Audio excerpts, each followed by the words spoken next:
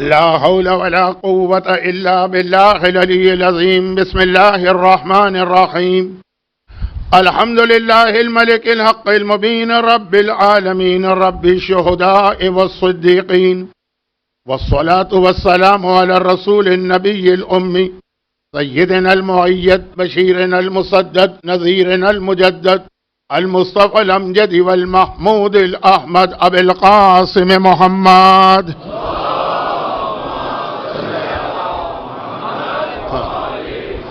وآله الطيبين الطاهرين المعصومين المظلومين المنتجبين الذين أذهب الله عنهم الرجس وطهرهم تطهيرا.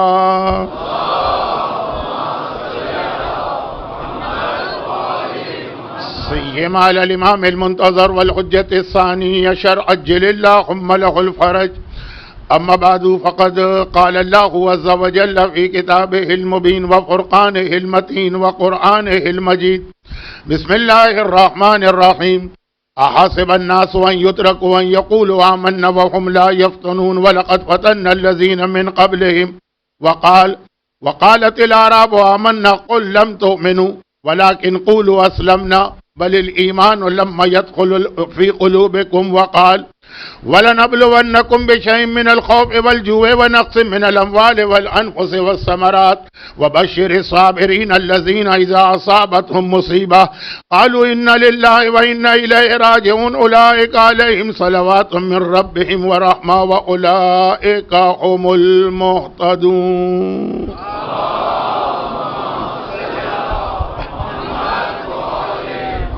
1446 ہجرہ کے ایام اضحیٰ کے اس 5ویں عشرے کی کہ جو عشرہ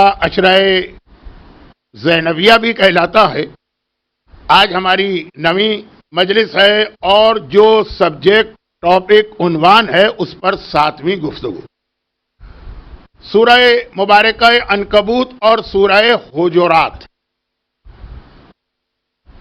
اس کی یہ 2 آیتوں کی مسلسل تلاوت کی جا رہی تھی، اور پھر یہ جو سورہ بقرہ کی آیت ہے یہ بھی سورہ عنکبوت کی آیت کی تفسیر. قرآن کا اصول تو آپ کو پتا ہے کہ القرآن یفسر بعضہ بعضا، قرآن ہی کی ایک آیت دوسری آیت کی تفسیر کیا کرتی ہے.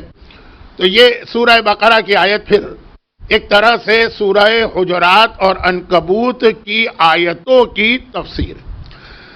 تو اب ذرا سا 1-2 جملے ان لوگوں کے لیے بھی تاکہ ذرا سا ان کا ربط مل جائے اگر وہ یہ مجلس سن رہے ہیں، کیونکہ جب آپ نے دیکھا نا کہ جہاں سے داخلہ ہے وہاں سے یہاں تک خاصا فاصلہ ہے، اور مرثیہ چل رہا تھا اور بہت ہی شدت کا مرثیہ تھا، لیکن اس راستے میں میں نے دیکھا کہ اکثر مومنین اپنے ٹیلی فون کے اوپر موبائل پر پتہ نہیں کیا کیا دیکھ رہے تھے اور کیا میسیجز آ رہے تھے. میری آئی سائٹ بہت کمزور ہے لیکن اب الحمدللہ ابھی تک میں اندھا نہیں ہوا ہوں. تو اس اعتبار سے کہ وہ اور زیادہ ان کی توجہ کم ہو جائے گی اگر ان کی سمجھ میں ہی نہیں آیا کہ یہ 7ویں مجلس کے اندر موضوع پر 7ویں مجلس، ویسے 9ویں مجلس ہے. 7ویں مجلس کے اندر جو بات ہو رہی ہے اس کا ربط کیا ہے؟ تو عنوان یا ٹاپک یا سبجیکٹ ہے کہ ایمان لانا کافی نہیں ہے، اس کی کچھ ڈیمانڈز ہیں، کچھ ریکوائرمنٹ ہیں، کچھ تقاضے ہیں. اور اگر ہم کربلا کو اپنے سامنے رکھیں، ایک سوال جب کبھی مجھے عشرہ زینبیہ یا چیلم کا عشرہ پڑھنے کا موقع ملتا ہے اس امام بارگاہ میں اور یا پھر دنیا میں کسی اور جگہ پر، تو ایک سوال میں اکثر کیا کرتا ہوں شب اربعین، اور اس کا جواب پھر میں خود ہی اربعین کے دن دیتا ہوں. تو بہت سارے لوگوں نے کئی بار سوال بھی سنا، کئی بار جواب بھی سنا، کیونکہ اب تو مجھے بھی یاد نہیں کہ کتنے سالوں سے میں اربعین کی مجلس پڑھ رہا ہوں. لیکن سوال بھی مختصر ہے، جواب بھی مختصر ہے، تو اگر وہ تکرار ہو رہی ہوگی تو اتنا زیادہ وہ آپ پر گرا نہیں گزرے گی کہ آپ ایک بار پھر اپنے واٹس ایپ کے اوپر جھک جائیں کہ کیا کیا دلچسپ خبریں یہاں وہاں سے وصول ہو رہی ہیں. سوال یہ ہے کہ وہی کربلا ہے، وہی آقا حسین ہے، وہی مصائب ہیں، وہی روضہ ہے، جو زیادہ بڑا دن ہے. اس میں لوگ کم کیوں ہیں؟ جو اس کے مقابلے میں چھوٹا دن ہے اس میں لوگ زیادہ کیوں ہیں؟ یعنی اگر آج اربعین کی رات اور اربعین کا دن کربلا میں آقا حسین کی زری کی زیارت کرنے والے مثلاً 20 ملین ہیں، 2 کروڑ ہیں، تو عاشورہ تو اربعین سے بڑا دن ہے۔ عاشورے کے اندر 20 ملین کیا، 10 ملین کیا، 5 ملین بھی مشکل سے ہوتے ہیں۔ کیوں؟ وہی محبان اہل بیت ہیں، وہی ظاہر ہیں، وہی آقا حسین کی زری کی تڑپ اور تمنا رکھنے والے۔ اب اس کا ایک جواب تو آپ کے ذہن میں خود ہی آ گیا ہوگا، اور میں اس جواب کو بھی، اصل جواب جو ہے وہ کل آئے گا، لیکن یہ جو جواب آپ کے ذہن میں آیا ہے اس کو میں آج کی مجلس میں اس لیے بھی بتا رہا ہوں کہ آپ نے جب سے ہوش سنبھالا یہ سنا ہوگا، بلکہ ہوش سنبھالنے سے پہلے سے ماں کے شکم میں یہ سننا شروع کر دیا ہوگا کہ مومن کی 5 علامتیں بتائی گئی ہیں، جن میں زیارت عاشورہ نہیں ہے، زیارت اربعین۔ یہ حدیث آج کی رات اور کل کی صبح کی مجلس میں دنیا بھر میں تلاوت کی جا رہی ہوگی کہ مومن کی 5 نشانیاں ہیں، جس میں 51 رکعت نماز کے فوراً بعد زیارت اربعین۔ تو یہ تو ایک جواب آپ کے ذہن میں آیا ہوگا کہ چونکہ روایت میں زیارت اربعین کو مومن کی پہچان قرار دیا گیا ہے، اس لیے اس کثیر تعداد میں لوگ اربعین کے دن کربلا معلیٰ پہنچتے ہیں، جو عاشورہ کے دن بھی نہیں پہنچ پاتے۔ مگر جو اصل اس کا جواب ہے، کیونکہ یہ جو اگر جواب کسی کے ذہن میں بھی آیا نا تو پھر وہی سوال آ جائے گا کہ چلیں اس حدیث کی وجہ سے لوگ جاتے ہیں، مگر اس حدیث میں بھی امام نے پھر اربعین کو کیوں عاشورے پہ ترجیح دی ہے؟ خالی اس حدیث میں، ورنہ یاد رکھیں کہ عاشورہ انشاءاللہ بات کل ہوگی۔ تو یہ گفتگو نکلی تھی کہ اربعین کی رات، اربعین کا دن مومنین کرام کی خاصی بڑی تعداد آتی ہے۔ ایمان خالی اپنے آپ کو مومن کہنے سے حاصل نہیں ہوتا ہے، اس کی کچھ ریکوائرمنٹ ہیں جو کربلا کے تناظر میں ہم دیکھ رہے تھے۔ کربلا، سورہ عنکبوت کی آیت، سورہ حجرات، بہت اہم سورہ، سورہ حجرات ایک اعتبار سے، اچھا یہ لفظ جب میں کہتا ہوں نا تو فوراً مجھے احساس ہوتا ہے کون سا لفظ؟ اگر میں کوئی آیت تلاوت کروں اور کہوں کہ یہ آیت بہت اہم ہے، کوئی سورہ حوالہ دوں اور کہوں کہ یہ سورہ بہت اہم، فوراً احساس ہوتا ہے کہ یہ کہیں توہین قرآن تو نہیں ہو رہی۔ اس کا مطلب یہ تو نہیں ہے کہ میں میسج دے رہا ہوں کہ قرآن کی آیتوں کی 2 قسمیں، کچھ اہم آیتیں، کچھ غیر اہم آیتیں۔ کہیں ایسا تو میں پیغام نہیں دے رہا ہوں کہ قرآن کے سوروں کی 2 کیٹیگریز، یہ اہم سورے ہیں، یہ غیر اہم سورے ہیں۔ قرآن کی ہر آیت اہم ہے، قرآن کا ہر سورہ اہم ہے، لیکن جب یہ جملہ زبان پہ آتا ہے تو اس کا مقصد ہوتا ہے کہ جس عنوان پہ بات کی جا رہی اس کے حوالے سے اس میں زیادہ اہم پیغام، دوسری آیت دوسرے پیغام کے حوالے سے وہ بھی اتنی ہی اہم ہے۔ بعض اوقات کچھ وضاحتیں اس لیے کرنا پڑتی ہیں کہ آج کل سوشل میڈیا والوں کو ویوز چاہیے ہوتے ہیں، لائکس چاہیے ہوتے ہیں، اور وہ ایسی ہی چیزوں سے ملتے ہیں کہ کسی پہ تہمت لگائیں، کسی پہ الزام لگائیں، کسی کے خلاف پروپیگنڈا کریں، ایسا تھم نیل بنائیں کہ ہر آدمی سوچنے کو مجبور ہو جائے، دیکھنے کو مجبور، کم از کم ایک کلک کرنے کو مجبور ہو جائے، چاہے اس کے بعد اس کلپ کے اندر اس تھم نیل سے متعلق کوئی بات نہ ہو۔ خیر یہ ایک اپنا الگ موضوع ہے، ہر پڑھا لکھا جانتا بھی ہے، پھر بھی اسی پہ عمل کرتا ہے۔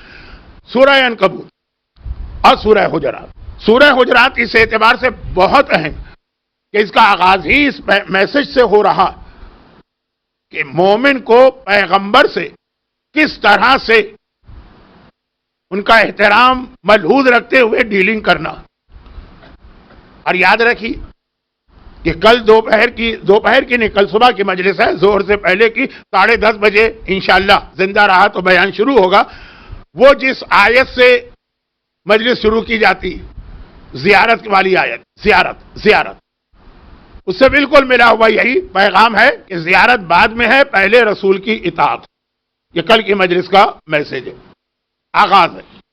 تو اب یہ ہے کہ پیغمبر کی اطاعت ہم کو کرنا ہے، لیکن کس انداز؟ یہ سورہ حجرات، پیغمبر کی آواز پہ اپنی آواز بلند نہ کرو، پیغمبر سے آگے نہ بڑھو، اور اس کے بعد یہ بتایا کہ جب یہ ٹریننگ تمہیں مل جائے تو صاحبان ایمان بھی ایک دوسرے کا حق ادا کریں۔ ایسا نہ ہو کہ پیغمبر کا سارا احترام کر لو اور مومنوں کو گالیاں دینا شروع کر دو, یہ یوٹیوب پہ ان کے کلپ بنا کے بھیجنا شروع کرو. سورہ حجرات پورا موضوع نہیں, اس کے آخر میں یہ آیت آ رہی ہے جو میں غالباً اب تک کی 9 مجالس میں سے 6 مجالس میں تلاوت کر چکا ہوں, اور یہ کہہ کے تلاوت کر چکا ہوں کہ یہ خود اپنی جگہ ایک مکمل پیغام ہے. خالی ترجمہ کیا ہے؟ عرب یہ کہتے ہیں, عرب نہیں, عرب جنگل میں رہنے والے, کہ ہم ایمان لائے. اے حبیب کہہ دو ان لوگوں سے کہ تم ایمان نہیں لائے, تو پھر ہم کیا ہیں؟ تو اے حبیب اگر یہ تم سے سوال کریں کہ ہم اپنے آپ کو مومن نہ کہیں, قالت الاعراب آمنا قل لم تؤمنوا, تم ایمان نہیں لائے, تو وہ کہیں گے تو پھر ہم کیا ہیں؟ ولیکن قالوا اسلمنا, ان سے یہ کہو کہ ہم اسلام لائے, ابھی ایمان نہیں لائے. بلکہ لما يدخل الایمان فی قلوبکم, ابھی تو ایمان تمہارے دلوں میں بھی داخل نہیں ہوا.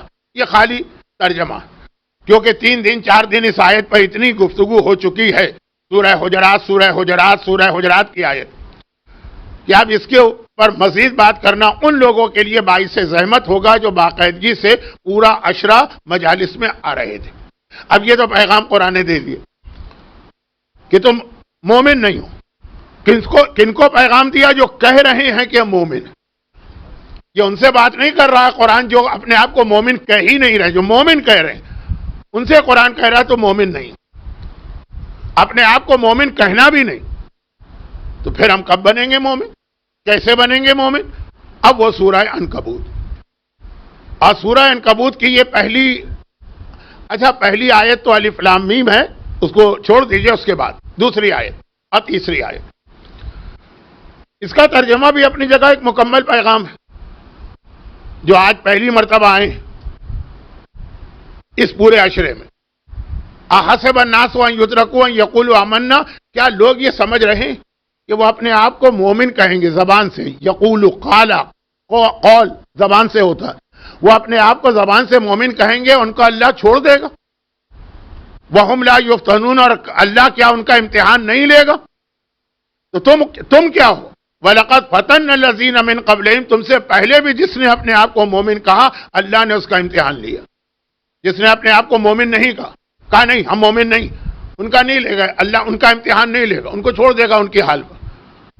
امْهِلْهُمْ رُوَيْدًا, مہلت دے دے گا, جاؤ رسی ڈھیلی کر دے گا. یہ سارے محاورے اردو میں بھی استعمال ہوتے ہیں. لیکن جو مومن کہے گا اپنے آپ کو, تو کیا اللہ امتحان نہیں لے گا؟ اور کیوں نہیں لے گا؟ تم کون سے انوکھے ہو؟ تم سے پہلے بھی جس نے اپنے آپ کو مومن کہا ہم نے اس کا امتحان لیا. اور پھر 2 دن بات ہوئی, حضرت ابراہیم جیسا خلیل خدا نبی, حضرت داؤد جیسا خلیفہ خدا نبی, ان سب کا امتحان لیا گیا. کیوں؟ فَلَيَعْلَمَنَّ اللَّهُ الَّذِينَ صَدَقُوا وَلَيَعْلَمَنَّ الْكَاذِبِينَ, تاکہ اللہ کو پتہ چل جائے کہ سچا مومن کون ہے اور جھوٹا مومن کون ہے. یہ جھوٹا مومن میں نے نہیں بنایا یہ لفظ, وَلَيَعْلَمَنَّ الْكَاذِبِينَ. اتنی عربی تو ان کو بھی آتی ہے جنہوں نے کبھی عرب دنیا میں بھی قدم نہیں رکھا. کاذب مانے جھوٹا. جھوٹا مومن کون ہے؟ یعنی مومنوں میں کیٹیگری ہے جھوٹا, اور جھوٹے اور سچے کا فرق پتہ چلتا ہے امتحان سے. اب یہ آیتوں کا ترجمہ ہے. مجھے خود افسوس ہو رہا کہ وہ لوگ جو باقاعدگی سے آ رہے ہیں ان کا وقت ایک طرح سے میں تحصیل حاصل کر رہا ہوں. 6 دن جو ان کو سنایا وہی سنا رہا ہوں, لیکن بس اب یہ تمیز ختم ہوئی. اب پھر خالی یہاں پہ بات نہیں رکی, اب امتحان لیے. امتحان میں 2 چیزیں ہوتی. کل حضرت داؤد کا واقعہ یاد کیجئے. داؤد کو کہا گیا کہ ہاں آج تک جتنے انبیاء کا امتحان میں نے لیا ہے تمہارا امتحان ان سے مختلف طریقے سے لیا جا رہا. یعنی تمہیں بتایا جا رہا ہے کہ کس تاریخ کو تمہیں امتحان دینا ہے جو کسی اور نبی کو نہیں بتایا گیا. پورا واقعہ کل آ چکا. اب ہمیں اور آپ کو یہ نہیں بتایا گیا. جب انبیاء کو نہیں بتایا گیا کہ ان کا امتحان کب ہوگا سوائے حضرت داؤد کے. اگر کسی کے ذہن میں اس حوالے سے کوئی شک آ رہا ہے تو وہ کل کی مجلس سن لے, کہیں نہ کہیں تو اس کو مل جائے گی. خود امام بارگاہ کی سائٹ پہ ہوگی, تفصیل وہاں آئی ہے, اس کو میں نہیں ریپیٹ کرنا چاہتا. باقی انبیاء کو نہیں بتایا, تمہیں بھی نہیں بتایا جائے گا امتحان کب لینا, مگر یہ بتایا جائے گا کہ امتحان کس طرح سے لینا. وَلَنَبْلُوَنَّكُمْ بِشَيْءٍ, اب سن لو امتحان کا پیپر آؤٹ ہو رہا. کس طرح تمہارا امتحان ہوگا؟ بے شعین تھوڑا سا امتحان ہوگا، من الخوف خوف کا، والجو اور تھوڑا سا امتحان ہوگا بھوک اور پیاس کا. جو مومنین تڑپتے ہوئے آتے ہیں کہ مولانا جاب چھوٹ گیا کوئی دعا بتائیے، مولانا بزنس فیل ہو گیا کوئی دعا بتائیے، مولانا قرضہ بہت چڑھ گیا ہے کوئی دعا بتائیے. خیر اب یہ والے مسئلہ کم ہوتا ہے کیونکہ جو قرضہ لیتا ہے نا وہ تو اتنے آرام کی نیند سوتا ہے. قرضہ دینے والا آتا کہ کوئی دعا بتائیے کہ ہم نے بیچارے کی مدد کے لیے پیسہ دیا تھا، وہ تو ایسا ہضم کر کے بیٹھا. خیر یہی دلیل اس بات کی ہے کہ بھوک اور پیاس کا امتحان شروع ہو گیا.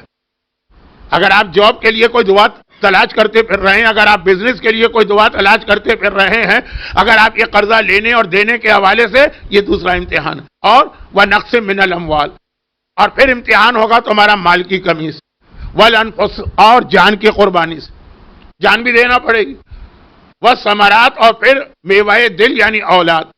اچھا اب یہ امتحان کا پرچہ اللہ نے آؤٹ کیا یہاں پر، اور اس میں جو آخری تین باتیں آ گئیں مال جان اولاد، اس کے حوالے سے قرآن میں دو اور جگہوں پر، ایک سورہ انفال اور ایک سورہ تغابن، ملتی جلتی آیت آئی ایک لفظ کے فرق کے ساتھ. انما اموالکم و اولادکم فتنہ، تمہارا مال اور اولاد تمہارا امتحان. یہ لفظ فتنہ اردو والا نہیں عربی والا. وہی سورہ عنکبوت میں آیا فتنہ یفتنون، یہ تمہارا امتحان ہے. تو یہاں پر یہ آیا کمی کے ذریعے امتحان لیا جائے گا. پھر قرآن نے کہا کہ نہیں، مال اور اولاد کے حوالے سے کئی طرح کا امتحان ہوگا. پھر رزلٹ وبشر الصابرین الذین اذا اصابتهم مصیبہ، جب ان پر کوئی مصیبت آتی ہے تو صبر کرنے والے. 3 دن حضرت داؤد کی وہ حدیث آئی کہ صبر نہ بھی کرو گے تب بھی مصیبت تو آئے گی، مگر سارا ثواب اور اجر کھو دو گے.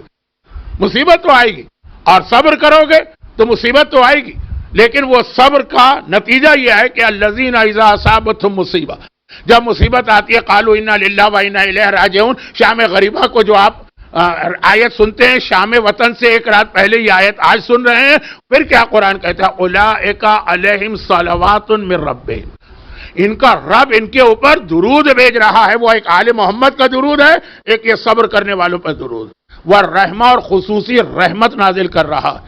وَأُولَئِكَ هُمُ الْمُهْتَدُونَ. اور اب قرآن کہہ رہا ہے اب جب امتحان میں کامیاب ہو گئے، اب کہہ رہا ہے اب ہو تم ہدایت والے، یعنی اب تمہارا ایمان ثابت ہوا. آل محمد محتدون نہیں، آل محمد ہادی کہتے ہیں ہدایت کرنے والا، محتد کہتے ہیں ہدایت قبول کرنے والا. تو ان کو ہدایت قبول نہیں کرنا. ایسا نہیں ہے کہ دنیا میں آئے کچھ عرصے نعوذ باللہ گمراہی میں گزارے پھر ہدایت پر آئے. تو یہ آیت ہمارے اور آپ کے لیے کہ اللہ نے کہا میرا درود تمہارے لیے ہے، جس میں آل محمد کے ساتھ ہمیں شریک کر دیا اس آیت میں. میری رحمت تمہارے لیے ہے اور تمہارے ایمان کو میں نے مان لیا کہ تم مہتد ہو یعنی ہدایت والے ہو یعنی مومن ہو. اب یہ امتحان اللہ نے بتایا. یہاں رک کر کل رات کی مجلس کا آخری ٹکڑا کہ میدان قیامت پہ جب لوگ دیکھیں گے کہ مصیبتیں پر. اچھا اب یہ سورہ عنکبوت کے بارے میں ایک جملہ اور سن لیجیے. یہ آیت نازل کب ہوئی؟ مکے میں نازل ہوئی. کب نازل ہوئی؟ مکے میں بھی. پیغمبر کے اعلان کو 7 سال ہو گئے، یعنی اعلان رسالت. اور اتنا ٹارچر ہو رہا تھا اسلام لانے والوں. شروع کے 3-4 سال اتنا ٹارچر نہیں ہوا کیونکہ مکے والے سمجھ رہے تھے کہ ایک بچوں کا کھیل ہے. ایک آدمی آیا ہے، اس نے ایک نئی آواز لگائی ہے، ہمارے کچھ نوجوان تو ہر نئی آواز کے پیچھے دوڑ پڑتے ہیں، وہ اس کی باتوں میں آ گئے ہیں، لیکن یہ سال 6 مہینے 2 سال میں ختم ہو جائے گا مسئلہ. تو ابھی زیادہ پہلا جو مرحلہ تھا وہ زیادہ کس بات کا تھا؟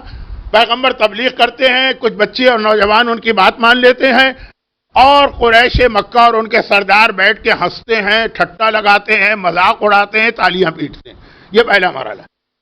لیکن جب 2-3 سال کے بعد دیکھا کہ نہیں یہ تو جمتے چلے جا رہے ہیں، ان کی تعداد بڑھتی چلی جا رہی، اب مظالم کا آغاز ہوا. لیکن اسی انداز سے کہ پہلے ہلکے پھلکے ظلم. یہ ہیں تو انہی کے فیملی ممبرز نا، اور یہ ہیں تو انہی کے غلام اور کنیزیں نا، انہی سرداروں کے. مکے کے اندر اسلام قبول کرنے والے کوئی الگ سے مخلوق، کوئی ایلین مخلوق، کوئی خلائی مخلوق، کوئی آسمان سے اترے ہوئے لوگ نہیں تھے تو انہی کے. تو ظلم شروع ہوئے، لیکن ابھی ذرا ہلکے ظلم. ماں نے کھانا بند کر دیا، باپ نے بات چیت بند کر دی، بزنس میں کمی کر دی، ضروریات پوری کرنے سے انکار کر دیا. یہ ساری تاریخ ہے جو میرے ذہن میں مصعب ابن عمیر، مکے کا کیسا نفیس نوجوان تھا، باپ نے کپڑے دینا بند کر. اب یہ الگ بات، بہت بات پھیل رہی ہے، ابھی تو آدھا مجلس کا وقت تقریباً ہونے جا رہا ہے اور میں موضوع پر آیا نہیں. تو خلاصہ یہ کہ 2-3 سال اس پہ گزرے، جب دیکھا کہ نہیں اس سے بھی کوئی فائدہ نہیں ہوا، تو اب اس کے بعد مظالم کی شدت ہوئی. اب کوڑے مارے جا رہے ہیں، اب جلتی ریتی پہ لٹایا جا رہا ہے، اب سینے پہ پتھر رکھ کے توڑا جا رہا ہے، اب گلے میں رسی باندھ کے گلا گھونٹا جا رہا ہے، اب جانور کی کھالوں میں بند کر کے پانی میں ڈال کے غوطے لگائے جا رہے ہیں. اب خباب ابن ارت کی طرح سے آگ پر لوہے کی سیخوں کو گرم کر کے پیٹ کو داغا جا رہا. مظالم اس شدت پہ پھر وہ منزل آ گئی کہ صبر بھی ایک حد تک آدمی کرتا ہے نا، عام آدمی. یا رسول اللہ آخر یہ سلسلہ کب ختم ہوگا؟ 7 سال ہو گئے ہیں اور ایسا لگ رہا ہے کہ there will be no end، یہ تو ہمیشہ رہے گا. پیغمبر کو جلال آ گئے. کن لوگوں کی بات سن کر؟ ان بیچارے مظلوم اور تشدد کا نشانہ بننے والوں کی بات سن کر جلال آ گئے. کہا کہ ابھی تو تم نے کوئی امتحان دیا ہی نہیں ہے، امتحان تو ماقبل کے انبیاء کی امتوں نے دیا. پھر پیغمبر نے تفصیل بتائی جس کا وہ جملہ تو مشہور ہے کہ زکریا کو دیکھو وہ اللہ کے نبی ہیں، اور ایسے نبی ہیں جو حضرت یحییٰ کے لیے دعا مانگی. وہ سارا واقعہ انہیں آرے سے چیرا گیا ہے اور تم کوڑوں اور لوہے کی سیخوں کی وجہ سے تڑپ کے آ رہے.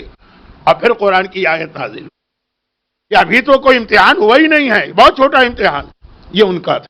تب یہ قرآن کا سورہ نازل ہوا. ہم اور آپ تو چھوٹے سے امتحان میں گھبرا جاتے ہیں، ہر وقت اللہ کی بارگاہ میں شکایت. لقمان حکیم، حضرت لقمان نبی ہیں کہ نبی نہیں ہے، یہ ڈسکشن 1400 سال سے چل رہا. قرآن کریم نے حضرت لقمان کی تعریف بھی بہت کی، پورا ایک سورہ بھی ان کے نام پہ نازل کر دیا، اور تعریف والا سورہ، کیونکہ جملہ پھر غلط فہمی پیدا کرے گا.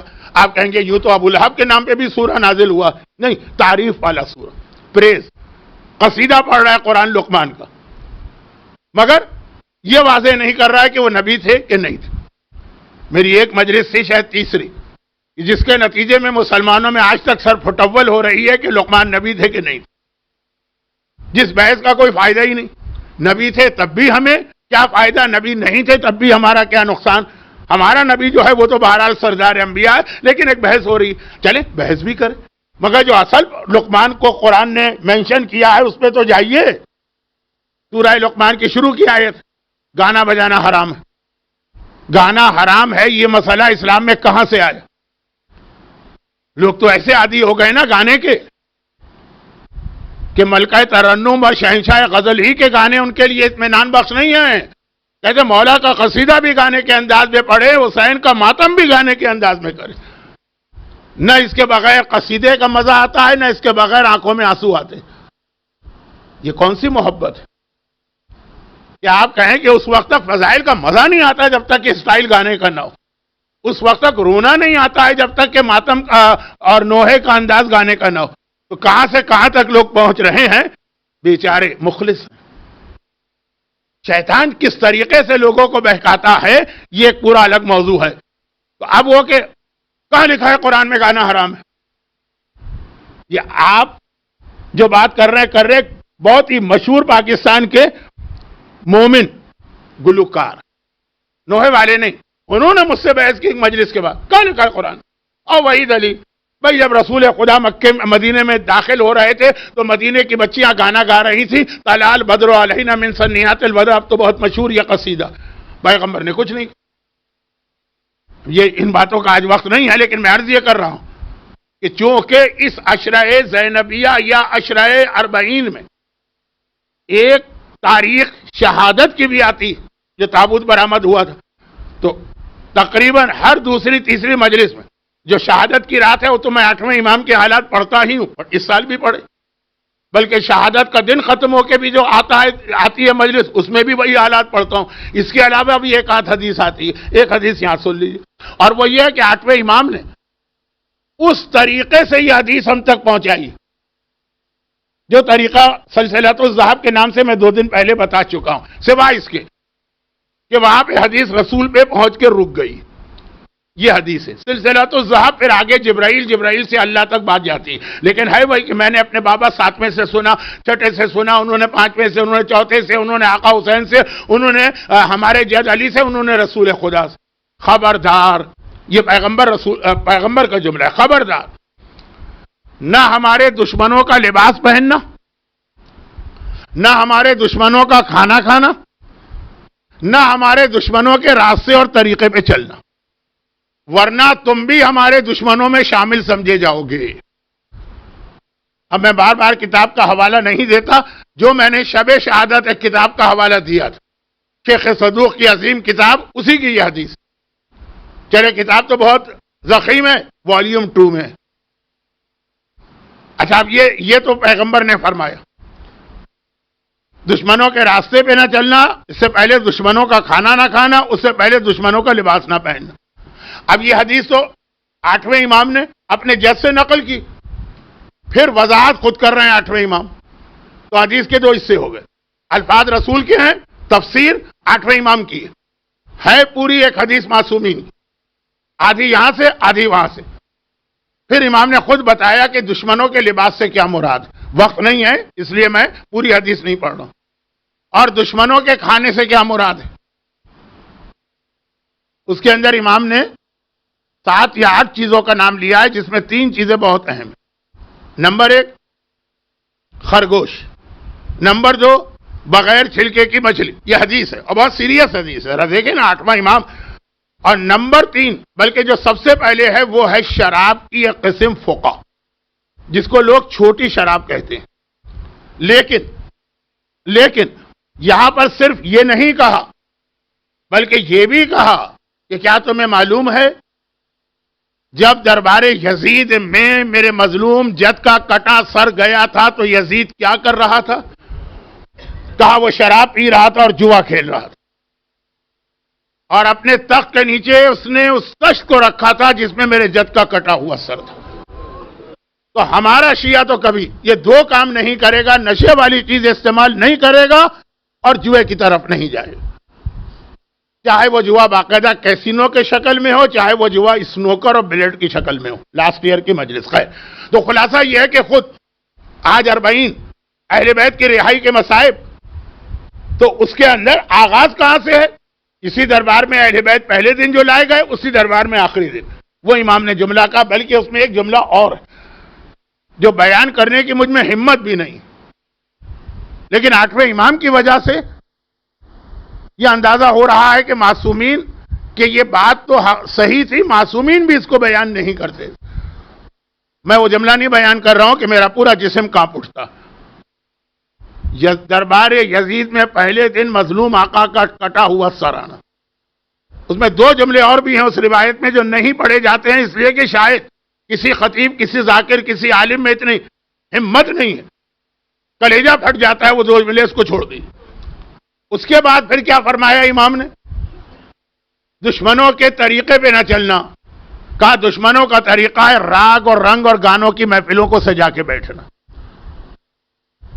اب دیکھیں بہت ساری حدیثوں میں اس حرام کام کی مذمت آئی ہے. یہ حدیث کا لفظ یاد کیجئے کہ یہ دشمنوں کا طریقہ ہے, اگر تم اس میں انوالو ہوئے تو ایک دن تم بھی ہمارے دشمن بن جاؤ گے. یہ جو ایک وارننگ آ رہی ہے اللہ کے رسول کی جانب سے, یہ پورے جسم کو کانپ اٹھتا ہے, انسان کا جسم, رونگٹے کھڑے ہو جاتے ہیں انسان کے. اور یہاں مومن کی ڈیمانڈ ہوتی ہے کہ نوحہ بھی وہ چلے گا جو گانے کے انداز میں ہو, اور قصیدہ بھی وہ چلے گا جو گانے کے انداز میں. واپس آئیے سورہ لقمان, بالکل شروع میں وہ آیت آئی, من یشری لغو الحدیث. تو یہ حضرت لقمان نبی تھے کہ نبی نہیں تھے, اس پر بحث کرنے کی ضرورت نہیں ہے. یہ دیکھو کہ قرآن نے ان کا تذکرہ کیوں کیا, نبوت کی وجہ سے نہیں کیا ہے, ورنہ اشارہ کرتا ان کا جو میسج. اب ان کا ایک واقعہ قرآن سے ہٹ کر بھی ہے. پھر آخر میں بھی اس پورے سورے میں حضرت لقمان کی وہ نصیحتیں ہیں جو اپنے بیٹے کو کی تھی. تربیت اولاد کا ایک اہم اصول کہ اولاد کو پیدا کر کے کھلا پلا کے اچھے اسکولوں میں تعلیم دلا کے چھوڑ مت دینا. آگے ایک ذمہ داری اور بھی, وہ شاید کل دوپہر کی مجلس میں آئے, ورنہ کل رات کی مجلس جو شام وطن کہلاتی اس میں تو یقیناً وہ حدیث آئے گی, اسی پہ میرا موضوع مکمل ہوگا. اب حضرت لقمان کسی کے غلام تھے شروع میں, تو ایک مرتبہ ان کے آقا کے پاس ایک موسم کا پھل آیا. اچھا کچھ پھل ایسے ہوتے ہیں کہ جب وہ میٹھے نکلتے ہیں تو بہت ہی میٹھے اور کڑوے نکلتے ہیں تو بہت ہی کڑوے. تو اب وہ پھل استعمال کرنے سے پہلے آدمی تھوڑا سا ٹکڑا چکھتا ہے کہ یہ میٹھا ہے کہ کڑوا. بیچ کی کیٹیگری نہیں, ایک ہے میٹھا ایک ہے کڑوا, ایک ہے کوئی ذائقہ ہی نہیں, بہت ہی کڑوا, جیسے آپ کا گلا کوئی گھونٹ رہا. اب ایسے کاموں کے لیے عموماً غلام رکھے جو ہوتے ہیں نا, ان کی یہ ذمہ داری کہ آقا نے پھل کٹوایا کا ایک ٹکڑا تم کھا لو. وہ جو رپورٹ دے گا تو آقا بھی کھائے گا. تو اسی طرح کا کوئی موسمی پھل آیا, آقا نے ایک غلام سے وہ پھل کٹوایا, پہلے ٹیسٹنگ کے لیے حضرت لقمان کو دیا. لقمان نے وہ ٹکڑا جیسے خربوزے کی بھانک ہوتی ہے منہ میں رکھا, بڑے آرام کے ساتھ کھا لیا. آقا دیکھ رہا, چہرے کے تاثرات بالکل نارمل, سمجھ گیا کہ یہ پھل میٹھا ہے.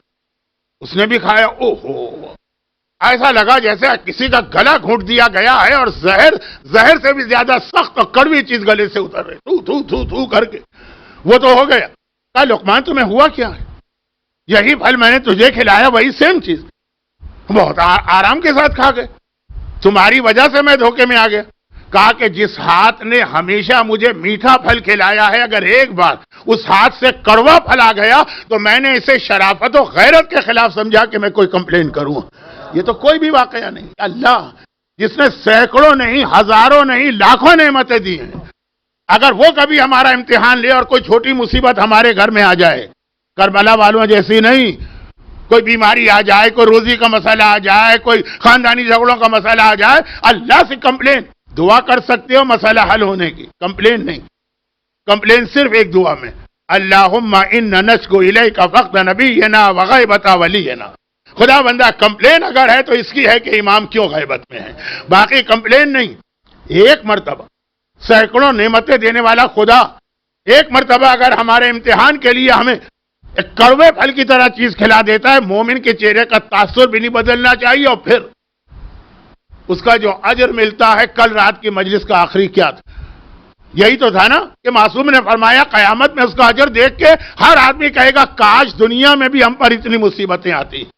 اور اب آ جائیے اس کے حوالے سے دو چھوٹی سی, ایک روایت اور ایک حکایت. نہیں وقت بہت تیزی سے گزر رہا ہے تو چلیں خالی روایت یعنی معصوم کی. حکایت ایک عالم کا واقعہ تھا, لیکن چھوڑے عالم کے واقعے کا وقت نہیں. آج بھی اگر آپ ایسی جگہوں کی تلاش میں نکلیں جہاں پر دعا بہت جلد قبول ہوتی, بلکہ بعض روایتوں میں یہ لفظ آیا کہ یہ وہ جگہ ہیں جہاں پر دعا جیسا تیر اپنے نشانے پہ پہنچتا ہے اس سے بھی زیادہ تیزی کے ساتھ قبولیت تک پہنچتی. اب اس کے اندر سب سے پہلی تو وہی جگہ ہے کہ جہاں اس وقت 20 ملین مومنین کرام پہنچے ہوئے. قبولیت دعا کے لیے اہم ترین جگہ ہم اور آپ تو کیا ہیں؟ 10واں امام جب کسی زائر کو دیکھتا ہے کہتا ہے میرے لیے جا کے میرے جد کے روضے پہ دعا کرنا. اور بعض زائر تو چکرا جاتے تھے کہ ان میں اور آقا حسین میں فرق تو کوئی نہیں ہے نا, یہ سب ایک ہی خاندان ہے. خاندان بھی نہیں, ایک ہی نور کے ٹکڑے, اولونا اوسطونا آخرونا کلونا, ان کے لیے وہاں کیا دعا کرو. اور پھر 10ویں امام نے اس کا جواب دیا جو آپ زیارت میں بہت سنتے رہتے ہیں. تو قبولیت دعا تو بہت سی جگہوں پہ. مثلا نماز کے قنوت میں آپ اپنے پرابلم کی دعا مانگے, نماز کے قنوت میں دیکھیے وہ دعا قبول ہوتی ہے کہ نہیں ہوتی. آخری سجدے کی دعا. لیکن اب یہ جو میں نے کہا نا کہ اب کچھ لوگ نماز کے ذکر سے ذرا سے گھبرا جاتے ہیں, یہ تو قرآن کی آیت ہے وَاسْتَعِینُوا بِالصَّبْرِ وَالصَّلَاةِ. جب تمہیں اللہ سے مدد چاہیے تو نماز کے ذریعے مدد مانگو. تو اب یہ نماز ہے, تلاوت قرآن ہے, دعائیں ہیں, مجلسیں ہیں, روزے دعا کی قبولیت. لیکن تیر کی طرح سے جیسے دعا اپنے ہدف کو پہنچے وہ جگہیں, ان میں سے ایک اگر یہ لسٹ میں سنانے شروع کروں تو شاید مجلس کا باقی سارا وقت اس میں چلا جائے. ان میں سے ایک ہے میدان احد میں جناب حمزہ کی قبر. جناب حمزہ کی زیارت بھی آپ پڑھ لیجئے گا ترجمے کے ساتھ, یقین نہیں آئے گا اس میں وہ الفاظ استعمال ہوئے ہیں ان کی فضیلت بیان کرنے کے لیے. کہ جن میں سے کچھ الفاظ معصومین کی زیارت میں بھی نہیں آئے. اب توہین کا پہلو مت لیجیے گا، میں بار بار اس کو وضاحت کرتے کرتے تھکا جا رہا ہوں. توہین کے اعتبار سے نہیں، جناب حمزہ کا رتبہ بتانے کی. مولا سجاد نے جو خطبہ دیا تھا دربار یزید میں نہیں، مسجد دمشق میں، جس کے کچھ جملے آپ کو یاد ہیں کہ جب اس کو روک دیا تھا خطیب کو اور یزید کو اذان دلوانا پڑی تھی اور مولا نے کہا تھا تیرے جد کا ذکر ہے میرے، اس میں مولا سجاد نے خطبے کے شروع میں اپنے خاندان کا تعارف کرایا تھا اور کہا تھا کہ اللہ نے ہمیں یہ فضیلتیں دی ہیں. اس میں جناب حمزہ کا خصوصی تذکرہ تھا.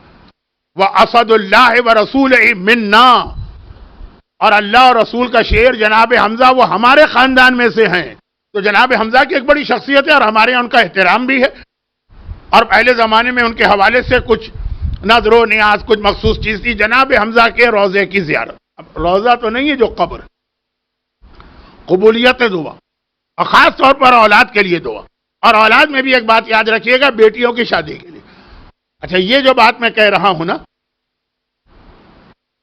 بہت سارے لوگ آپ کو بتائیں گے، لیکن اب جو جملہ میں کہہ رہا ہوں یہ تکبر کی نیت سے نہیں کہہ رہا ہوں. یہ صرف اپنے بات کو وزن بات میں پیدا ہو کہ غالباً ہندوستان اور پاکستان میں بہت کم لوگ ایسے ہوں گے جنہوں نے میری طرح سے حج اور عمرے کا جو سلسلہ ہے اس کو ذہن میں رکھا. اتنی مرتبہ جناب حمزہ کی قبر کی خود زیارت کی اور لوگوں کو زیارت کرائی.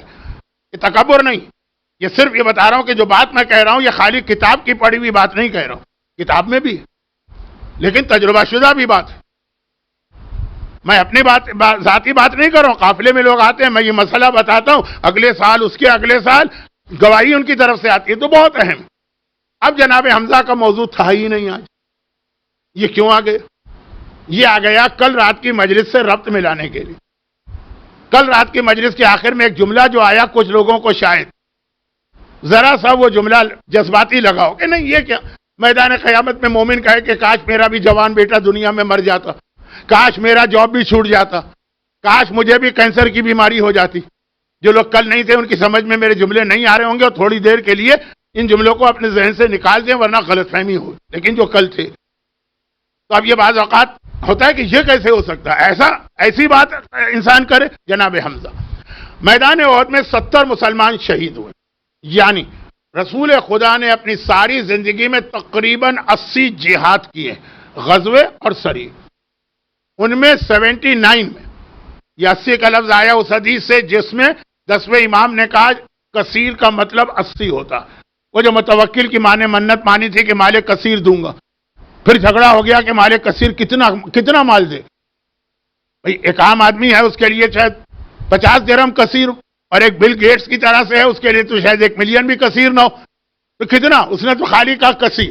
تو امام نے کہا، قرآن نے کیا کہا، لقد نصرکم اللہ فی مواطن کثیرہ، ہم نے تمہاری کثیر جنگوں میں مدد کی ہے. کتنی جنگیں تھیں؟ 80. یہاں تک 10ویں امام کا استدلال. تو کثیر کا مطلب ہے 80. تو 80 درہم دے دو اے متوکل کی ماں، تیری منت پوری ہو جائے گی. تو 80 جنگیں، اس میں 79 کے اندر جتنے ملا کے شہید ہوئے ہیں وہ بھی میدان احد کے شہیدوں سے کم. ٹوٹل 79 ایک طرف، ایک احد ایک طرف. اب یہاں اللہ کے رسول نے ایک عجیب طریقہ اختیار کیا. جیسے میدان کربلا میں آپ جاتے ہیں تو معلوم ہے سارے شہید گنج شہیدہ میں ایک ساتھ ہیں. کل رات کے مصائب صرف 4 یا 5 شہید ایسے ہیں جو الگ دفن ہوئے. اس میں بھی 3 تو ایک ہی زری میں آ گئے، آقا، علی اکبر، علی اصغر، پھر جناب عباس، اس کی وجہ بھی کل آ گئی، پھر اور پھر حبیب ابن مظاہر، باقی سب ایک جگہ. پیغمبر نے میدان احد میں جب دفن کیا 67 کو ایک جگہ دفن کیا.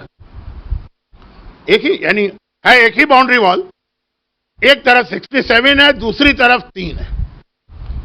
اچھا اگر جناب حمزہ الگ دفن ہوتے تو سمجھ میں آتا. جناب حمزہ کا رتبہ، جناب حمزہ کا اسٹیٹس، جناب حمزہ کو اس وقت سید الشہداء کا ٹائٹل ملا تھا. لیکن ان کے ساتھ 2 اور کیوں ہیں؟ انہیں یہ 2 اور کو توہین والا جملہ نہ بنے، اسپیشل ٹریٹمنٹ کیوں دیا جا رہا ہے؟ باقی 67 سے ہٹ کر سب ایک جنگ میں شہید ہوئے. یہ 2، ان میں سے ایک ہے موصب ابن عمیر، جن کا ابھی میں نے مجلس کے شروع میں ذکر کیا.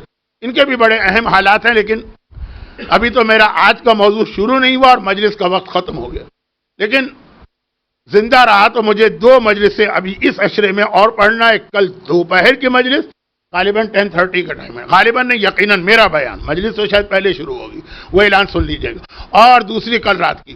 تو یہ بات پوری ہو جائے. ایک مصعب ابن عمیر ہے، بہت اہم رول ہے ان کا اسلام میں. میں تو بعض اوقات حیران ہوتا ہوں جب مجلس میں یہ نام لیتا ہوں اور مجمع کے انداز سے لگتا ہے کہ ان کے سر پہ سے یہ نام گزر گیا، ان میں سے اکثر نے سنا ہی نہیں کہ یہ کون ہے، جبکہ کتنا اہم ان کا رول ہے. کچھ تو وجہ ہے کہ پیغمبر نے الگ دفن کیا، اور الگ بھی اس طرح نہیں کہ 3 الگ الگ قبریں بنائی گئی. وہی جو کربلا کے اندر آقا حسین ہے کہ ایک ہی قبر، 3 قبریں ہیں ایک دوسرے کے، ایک کے پائنتی دوسرے کو دفن کیا، دوسرے کے پائنتی تیسرے کو، دیکھنے والے کو لگے گا 18 فٹ کی قبر ہے، وہ 3 الگ الگ. تیسرے ہیں عبداللہ جہش، انہیں کیوں الگ دفن کیا؟ مصعب کا تو ایک بہت بہت بہت اہم رول ہے. عبداللہ جہش کا کوئی ذکر نہیں ہے تاریخ میں سوائے اس ایک واقعے کے، جس کی وجہ سے ان کو باقی 67 شہدائے احد سے الگ کر کے، جیسے اب کربلا کے شہیدوں میں اگر کسی کو الگ کر کے آقا حسین کے ساتھ دفن کیا جائے تو وہ خود اس بات کی دلیل ہوگی کہ اس شہید کا کارنامہ کو اتنا بڑا. عبداللہ جہش ٹھیک ہے، پیغمبر کے فرسٹ کزن ہیں. جب دیکھیے احد کی لڑائی تھی، پیغمبر کے فرسٹ کزن تھے. ان کی شہادت کے بعد پھر ان کی بہن سے پیغمبر کی شادی ہوئی تو دوسرا رشتہ بھی بن گیا. ان کا صرف ایک جملہ ہے، اور اس جملے کے نتیجے میں اللہ نے انہیں یہ رتبہ عطا کیا کہ 67 شہداء جو ان کے ساتھ میدان احد میں شہید ہوئے بھاگے نہیں ہیں، یہ وہ تھے جو شہید ہوئے، لڑے. اس ایک جملے کی وجہ سے ان کو ایک اسپیشل ٹریٹمنٹ ملا، اور وہ جملہ کیا تھا؟ اور وہ یہ تھا کہ جس وقت جنگ احد شروع ہوئی اس وقت یہ اور ان کے ایک دوست بیٹھ کر دعا کر رہے تھے. اس کے بعد جنگ میں گئے. مومن ہر اچھے کام کا آغاز دعا سے کرتا ہے. بھائی آپ نے کوئی نیا بزنس شروع کیا، آپ پہلے دعا کریں گے اللہ اس میں برکت دے. نیا جاب آپ نے سٹارٹ کیا، پہلے آپ دعا کریں گے کہ یہ آپ کا جاب باقی رہے. کوئی بھی آدمی کام کرے، مکان خریدتا ہے، شادی کرتا ہے، دعا. تو بہت ہر جہاد میں بھی پہلے دعا کر رہے تھے. ان کے دوست کی دعا یہ تھی کہ خدا بندہ کل میں ایسا جہاد کروں کہ مسلمان کامیاب ہو جائیں. عام طور پہ یہی دعا کی جائے گی، کل جا رہے ہیں جہاد کرنے تو ہمیں کامیابی ملے. عبداللہ جہش نے ایک خاص دعا کی. یہ ایمان کا تقاضا ہے، یہ ہے ایمان. عبداللہ جہش نے دعا کی کہ خدا بندہ مجھے پتا کہ کامیابی اور ناکامی یہ میرے بس اور اختیار میں نہیں ہے، وہ تیرے ہاتھ میں. یہ نہیں ہے کہ میں بہت عظیم جنگ کروں تو میری وجہ سے مسلمان جیتے ہیں. وہ کائنات میں صرف ایک انسان گزرا ہے جس کی وجہ سے ہر جنگ جیتی گئی، صرف ایک.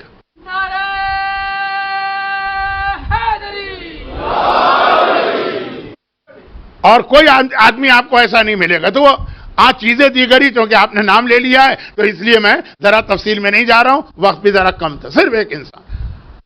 بدر -علی 0 مسلمان ناکام. احد -علی مسلمان ناکام. خندق -علی مسلمان ناکام. خیبر تو ہماری آنکھوں کے سامنے آ گئے. -علی وہاں کیا گیا کئی دنوں تک، اور جو ہوتا رہا وہ بھی آپ کے سامنے ہے. اور جب علی آئے تبھی کامیابی ہوئی نا، تو وہ علی ایک ہے، باقی تو کوئی نہیں. عبداللہ جہش کہتے ہیں خدا بندہ مجھے پتا جنگ میں کامیابی اور ناکامی یہ میرے وجہ سے نہیں ہو سکتی، تو میری تو ایک دعا ہے کہ کل جو بھی جہاد کا نتیجہ نکلے میرا جسم تلواروں سے اس طرح سے ٹکڑے ٹکڑے کیا جائے کہ جیسے لاشے کو جس طرح مسلح کیا جاتا ہے، تاکہ قیامت کے دن جب میں تیری بارگاہ میں آؤں تو اپنے وہ سارے زخموں کو لے کے آؤں. خدا بندہ تیرے دین کی خاطر میں نے اتنے زخم برداشت کیے ہیں اور تیری خوشنودی حاصل کروں. مرنا نہیں، کامیابی نہیں، زیادہ سے زیادہ میدان جہاد کے زخم کھانے کی دعا کی ہے. عبداللہ جہش کا لاشا جب میدان احد سے اٹھایا گیا تو دوسرا سب سے زیادہ دیکھنے میں بدتر تو نہیں کہیں گے، دیکھا نہیں جا رہا تھا ایسا لاشا. پہلا تو آپ کو پتا ہے جناب حمزہ کا ناک کاٹی گئی، کان کاٹے گئے، کلیجہ نکالا گیا، نیکلیس بنا کے پہنا گیا، اور اس کے باوجود تسلی کب ہوئی؟ جب دربار میں شام میں یزید نے کہا آج میں نے بدر و احد کا بدلہ لیا. یہ سارے مظالم کے بعد بھی کہہ رہا ہے کہ بدلہ نہیں ہے، کیونکہ جنگ تو ہار گیا تھا نا. تو یہ جناب حمزہ. اس کے بعد عبداللہ جہش، پیغمبر نے کہا کہ اس نے ایسی دعا مانگی جس کی وجہ سے اس کا رتبہ باقی تمام شہداء سے بلند ہو گیا، اسے میں اپنے چچا کے ساتھ دفن کروں گا. یہ پیغمبر کے چچا تھے جناب حمزہ، اور عبداللہ جہش کے ماموں تھے. تو خلاصہ یہ کہ جو کل رات کی میری مجلس سے نا، یہ قیامت میں آپ کہیں گے خدا بندہ کاش مجھے بھی کینسر ہوتا، خدا بندہ کاش میں بھی جوان بیٹے کی میت اپنے ہاتھوں سے اٹھا لوں، خدا بندہ کاش مجھے بھی کبھی کوئی اچھا جاب نہ ملتا. وہ ذرا سا انداز بھونڈا تھا، میں خود مانتا ہوں، لیکن بات یہی تھی، یہی پیغام کہ عبداللہ جہش نے کہا خدا بندہ مجھے پتا ہے کہ میں کون سا ایسا طاقتور ہوں کہ پوری جنگ میری وجہ سے جیتی جائے، میں یہ نہیں کر سکتا، لیکن جتنے زخم میں کھا کے تیری بارگاہ میں جاؤں گا. تو جو مصیبتیں مومن فیس کرتا ہے، یہ اس کا گولڈ میڈل ہے جسے پہن کر وہ میدان قیامت میں پہنچے گا. کبھی پریشان نہ ہو کہ ہمارے گھر میں فلاں پرابلم کیوں آ گئی، فلاں بیماری کیوں آ گئی، رزق کا مسئلہ کیوں آ گیا. آج کل بیٹیوں کی شادی کتنا بڑا مسئلہ ہے، کیوں شادیاں نہیں ہو رہی. آج کل لڑکوں کی شادی کتنا بڑا مسئلہ ہے، یہ مجلس میں باتیں آ چکی. کبھی اس کی وجہ سے پریشان نہ ہو، دعا کریں، یقیناً مسئلے کے حل کے دعا کریں، یقیناً مسئلے کے لیے حل کے لیے کوشش کریں، لیکن کوئی نتیجہ نہ نکلے تو اس کو قیامت پر چھوڑ دیں. عبداللہ جہش کا میں نے معصوم کے واقعے کا اس لیے ذکر نہیں کیا کہ ہم اور معصوم ہو ہی نہیں سکتا ہے کہ ہم ان سے اپنی شباہت پیدا کریں، لیکن عبداللہ جہش جیسے جو مسلمان تھے ہی تو ہمارے جیسے. اور یہاں پہ پھر وہ بات آتی ہے کہ جہاں قرآن نے پورے اسلام کو ایک کیپسول میں بند کر کے آپ کو کھلا دیا. پورا اسلام 6236 آیتیں جو قرآن میں ہیں، وہ سورہ والعصر کی 3 آیتوں میں پورا اسلام آ گیا.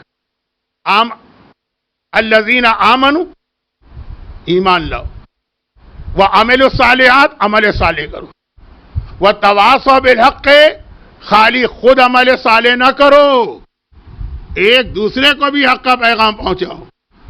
ماں حجاب کر رہی ہے، بیٹی بے حجاب گھر سے نکل رہی، جوان بیٹا داڑھی رکھے ہوئے، بوڑھا باپ خوب داڑھی کو شیو کر کے شب اربعین کی مجلس میں شرکت کے لیے آ رہا.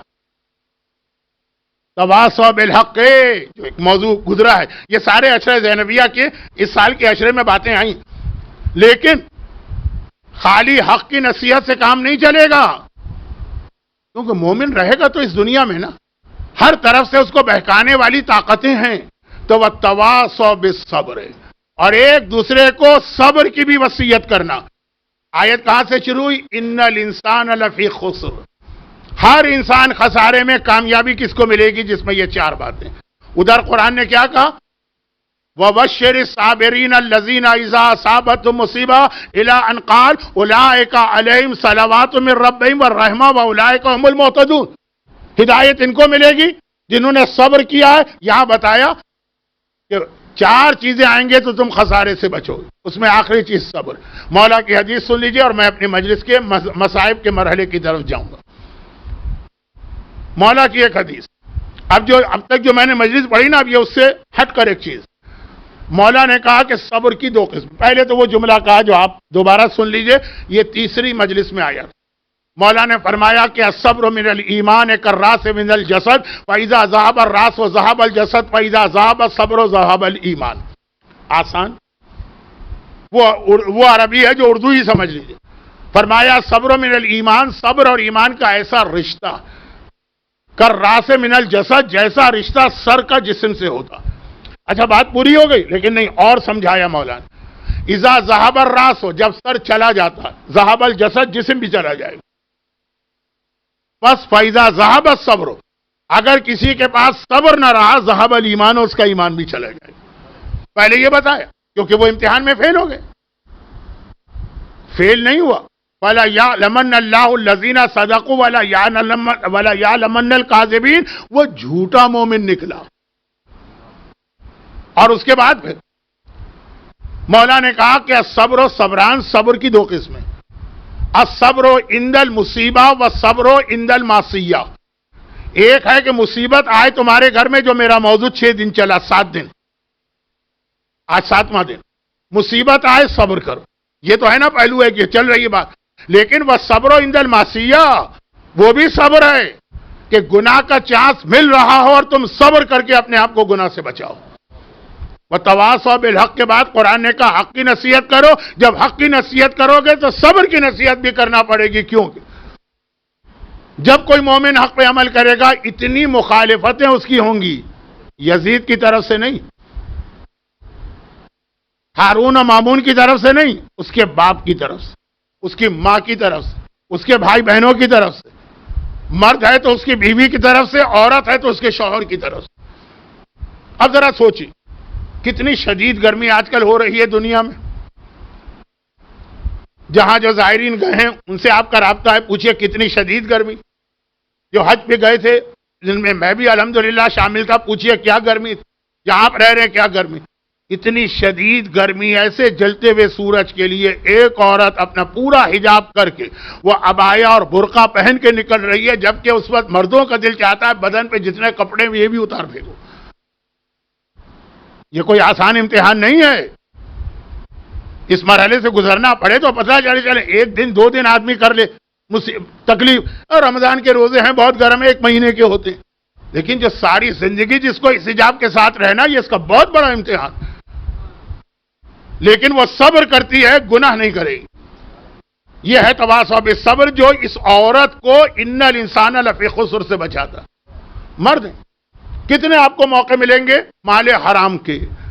مال حرام پہ میں اس لیے زور دیتا ہوں کہ آج ہم اس منزل پہ پہنچ رہے ہیں کہ جہاں یزید کا بدترین انجام ہم اسٹارٹ ہو رہا، مگر مولا نے، آقا حسین نے کربلا میں عاشور کے دن کہا تھا، اے یزیدیوں تمہاری اصل خرابی یہ ہے کہ لقد ملئت بطونکم من الحرام، تمہارے پیٹ حرام غذا سے بھرے، یہ تمہاری اصل خرابی۔ اور آخری زمانے کی حدیث ہے کہ مومن 1 درہم حلال کا کمانا چاہے گا نہیں ملے گا، حرام نہیں چاہیے، اس کے گھر میں چل کے 70 درہم حرام کے آ جائیں گے۔ اب یہ یوٹیوب کی جو کمائی ہو رہی ہے یا سوشل میڈیا کی، اس میں شاید حلال تو 1%، 99% حرام ہے۔ جو بےہودگیاں حتیٰ جو مذہب، ابھی ایک اعلان ہو رہا تھا کہ اجازت نہیں ہے سوشل میڈیا پر یہاں کی کسی مجلس کے کلپ کو اپلوڈ کرنے کی۔ اب بغیر اجازت کے آپ نے اپلوڈ کیا تو کیا وہ مال حلال ہو گیا؟ وہ تہمتیں، وہ غیبتیں، وہ ادھر ادھر سے کٹنگ کر کے ایڈٹ کر کے کسی عالم کا کوئی کلپ دے دینا، کوئی مال حلال ہو گیا؟ اتنے موقع ہیں کہ آپ کے گھر میں آ رہا ہے مال حرام، اور اتنا آ رہا ہے کہ جتنا آپ 24 گھنٹے اس سخت گرمی میں آفس میں بیٹھ کے محنت کریں، آپ کے یہاں تو ایئر کنڈیشن ہوگا، جہاں نہیں بھی ہے، تو اتنا نہیں کما سکتے آپ جتنا یہ خود بخود آپ کے گھر میں آ رہا۔ ایک عورت بھی اگر اپنے کچن میں بیٹھ کے روٹیاں پکا رہی ہے لیکن بغیر حجاب کے اپنی ایک ٹک ٹاک کلپ بنا دے، دیکھیے اس کو کتنے ویوز ملتے ہیں، کتنے ڈالر ملتے ہیں۔ ایسی شریف گھرانے کی عورتوں کو میں نے اس چکر کے اندر برباد ہوتے دیکھا۔ یہ ہے تواصوا بالحق، ایک دوسرے کو نصیحت کرو، اور پھر وہ جو آدمی ہے خود اس کو بتاؤ کہ تمہیں صبر کرنا ہے۔ یہ تو نہیں ہو سکتا ہے نا کہ تم چاہو کہ دنیا میں بھی مجھے سب کچھ ملے اور آخرت میں بھی سب کچھ ملے۔ یہاں سب کچھ لینا ہے تو آخرت میں کچھ نہ مانگنا، آخرت میں کچھ لینا ہے تو یہاں پہ قربانی دینا۔ اور تواصوا بالحق و تواصوا بالصبر کی اہم ترین مثال ہے میدان کربلا۔ میدان کربلا، لیکن نہیں، اب یہ توہین والا جملہ پھر بننے جا رہا ہے، میں روکتا ہوں، نہیں، میرے اعتبار سے تواصوا بالحق و تواصوا بالصبر کی بہترین مثال ہے بازار کوفہ اور دربار شام۔ لیکن اس سے پہلے کہ میں بات کو آگے بڑھاؤں اور منزل مصائب پہ آپ کو لے جاؤں، 2-3 گزارشات آپ سے کرنا ہے۔ نمبر 1 یہ کہ یہ جو قرآن کریم نے کہا نا کہ تواصوا بالحق، اگر نقصان، آیت وہاں سے شروع کریں، ان الانسان لفی خسرین، تم نقصان میں ہو، نقصان میں اس سے بچنا ہے تو حق کی وصیت کرنا۔ اب آج کل دنیا میں بہت سارے دینی کام نئے جو ٹیکنالوجی اور طریقے کار ہیں اس سے آسان ہو گئے۔ بہت سی چیزیں جو آپ کو کرنا تھی آپ اس کی مدد سے اپنی ذمہ داری بھی ادا کر سکتے ہیں اور براہ راست کسی سے بات نہ کی جائے۔ تواصو بالحق آپ کی ذمہ داری ہے، میری ذمہ داری ہے، اگر ہم کو خسارے سے بچنا. اور اس کا بہترین طریقہ کار آج کے زمانے میں ہے یہ ہماری مجالس. یہ ہماری مجالس، یہ ایک ایسا انسٹیٹیوشن، ایک ایسا ادارہ ہے. اور اب یہ لفظ مجالس کے لیے تو اچھا نہیں ہے، ایک ایسا ٹول ہم کو معصومین نے دیا کہ اپنی ذمہ داری بھی ادا کر لیتے ہیں اور ہمیں کچھ کہنا بھی نہیں پڑتا. ورنہ آج کے زمانے میں تو آپ کو پتا ہے نا کہ بیٹے تک باپ کی ایک بات برداشت کرنے کو تیار نہیں. ایگو پرابلم بہت بڑھ گیا، تکبر. یہ مجالس، یہ ادارے، اس کی اہمیت کو سمجھیے. یہ آپ کا کتنا بوجھ ہلکا کر رہے ہیں. نہیں، یہ تو چھوٹا فائدہ ہے، چھوٹا. آپ کو دعائے فاطمہ زہرا دلوا رہے. کتنی خوش قسمت ہے وہ خواتین کی جو وہاں بیٹھی ہیں جہاں پہ ان کے درمیان شہزادی کونین آ کے بیٹھے. کتنے خوش قسمت ہے آپ. یہیں کہیں آپ کے درمیان میرا چوتھا امام آ کے بیٹھا. چوتھا امام اپنی دادی کو اکیلے نہیں آنے دیتا ہے مجلس میں. دادی کسی مجلس میں بغیر اپنے پوتے کے نہیں جاتی. اور جس انداز سے بھی آپ اس عزاداری کے نظام کو مضبوط کریں، وہی جملہ یاد رکھیے جو کربلا کے ایک شہید نے عاشور کے دن، شب عاشور کہا تھا. آقا آپ کو ہماری ضرورت نہیں، ہمیں آپ کی ضرورت ہے. آپ ٹھوکریں مار کے نکالیں گے تو واپس ہم یہیں پہ آئیں گے. یہ مجالس، یہ عزاداری کو ہماری آپ کی ضرورت نہیں ہے. آپ خریدتے رہیے آئی فون، آپ خریدتے رہیے نئے ماڈل کے کاریں. یہ سلسلہ چلتا ہے اور قیامت تک چلے گا جس کو دعائے زہرا مل جائے.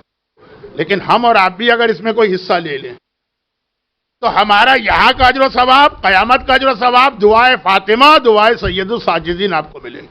اور پھر اگر اس قسم کے امام بارگاہ ہوں جیسے امام بارگاہ علی رضا، اس قسم سے کیا مراد ہے؟ باقی ہیں 10 دن محرم کی مجلس، پہلے اشرے میں مجلس ہو گئی، 5 دن چیلم میں ہو گئی، ایک مجلس ولادت میں محفل ہو گئی، ایک شہادت میں ختم ہوا. پورا سال ایام عزا کے 69 ڈیز مسلسل آپ مجالس یہاں سن رہے ہیں. اور اس کے بعد بھی سلسلہ ختم نہیں، پورا سال. تو یہاں تو زیادہ، اب میں یہ لفظ کہنا نہیں چاہتا لیکن بس محاورتاً کہہ رہا ہوں، یہاں زیادہ ضرورت ہے آپ کی کمک. ضرورت کسی امام بارگاہ کو، کسی صف اعضاء کو، کسی انسان کی ضرورت نہیں.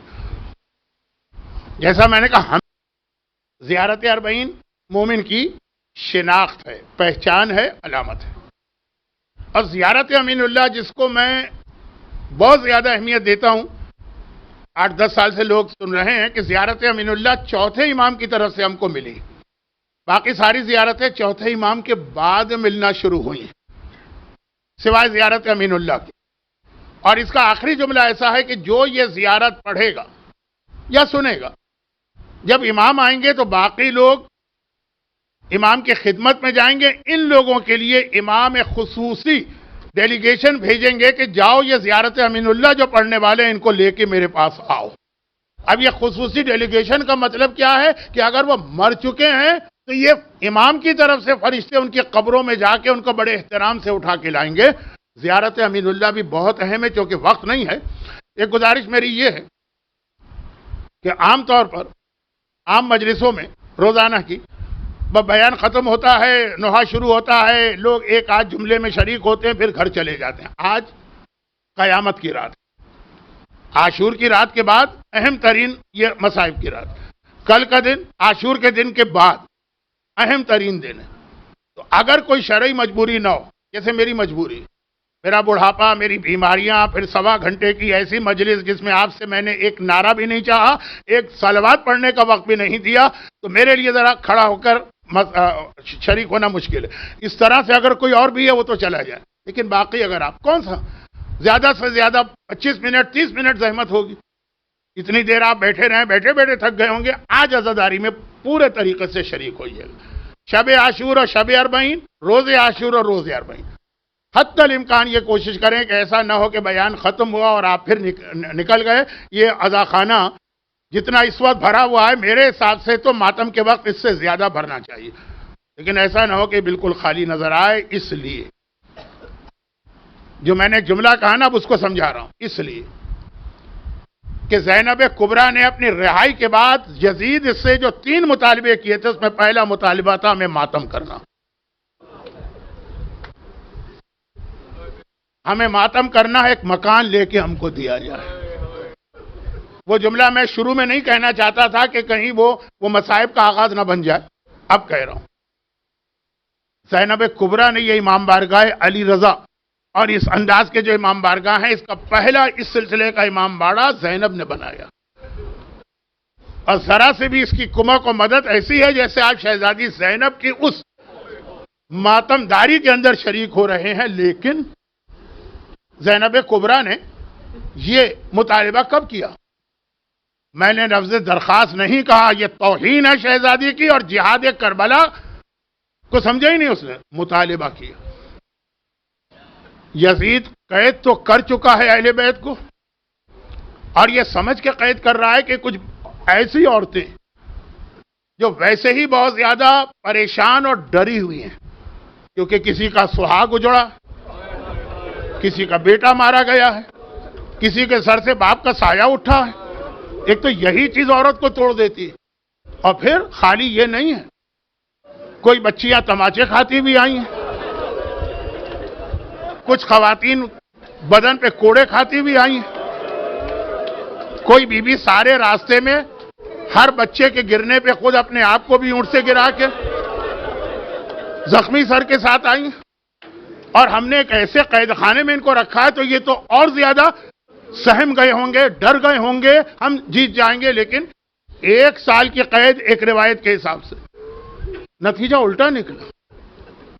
یزید کے اپنے نوجوان شام کے رہنے والے جنہیں دشمنی اہل بیت پہ پالا گیا، جب زینب کبریٰ کے خطبات، سید الساجدین کی تقریریں، اور میری تیسری مجلس کا جملہ سکینہ کا رات کو ماتم،